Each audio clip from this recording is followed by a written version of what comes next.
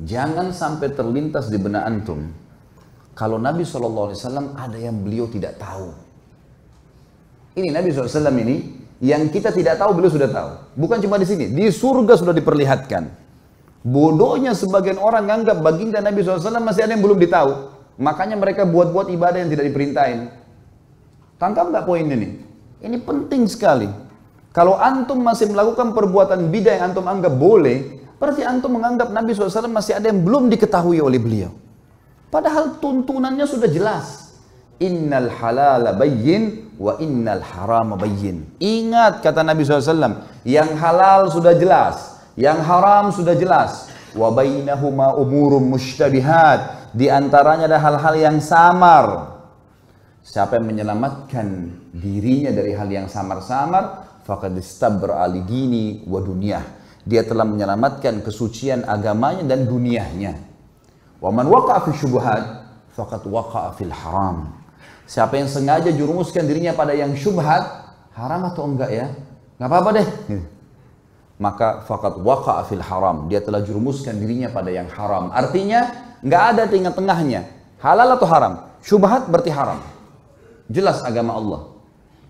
Orang yang jerumuskan dirinya pada yang syubhat berarti jerumuskan ada haram, seperti pengembala domba yang membawa domba-dombanya ke ladang yang luas, rumputnya lebih tinggi dari domba-dombanya dan dia tidak tahu domba mana yang dicuri oleh serigala.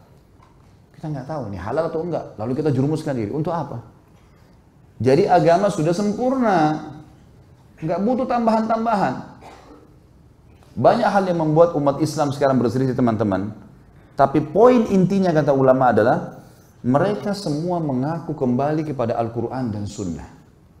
Semua. Orang liberal pun yang mengatakan Quran harus direvisi, boleh nikah lintas agama, semua orang agama masuk surga.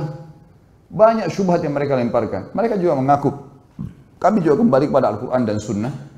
Tapi Al-Quran yang tidak sesuai dengan akal kami, tidak relevan, kami ganti. Tolak, harus direvisi. Hadis Nabi yang tidak masuk di akal, seperti lalat yang dicelupkan di air, susu kemudian bisa jatuh racunnya, bisa ngobatin, gak masuk di akal ini. Mereka tolak gitu kan. Semua mengaku berlandaskan Al-Quran dan Sunnah. Tetapi yang membuat mereka menyimpang adalah mereka tidak mengikuti pemahaman salaful ummah. Siapa itu? Sahabat. Mereka anggap ngikutin sahabat itu kuno. Di zaman Nabi SAW itu ya zaman Nabi, zaman sekarang beda, harus diubah. Dan itu yang dikembangkan oleh Kemal Atatürk di Turki. Sampai mengatakan ada istilah Islam Arab, Islam Turki, Islam Persia. Sekarang Indonesia kan baru kena penyakit itu, Islam Nusantara. Zaman dulu sudah ada ini. Sampai Kemal Atatürk ganti azan dalam bahasa Turki. Lama-lama azan dalam bahasa daerah kita nih.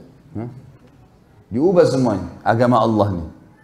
Ini bahaya sekali teman-teman sekalian. Makanya memahami Al-Quran dan Sunnah harus sesuai dengan pemahaman salaful ummah atau sahabat. Pegang baik-baik hadis ini teman-teman. Kalau ini antum jadikan pondasi hidup, pegangan hidup, antum akan selalu aman.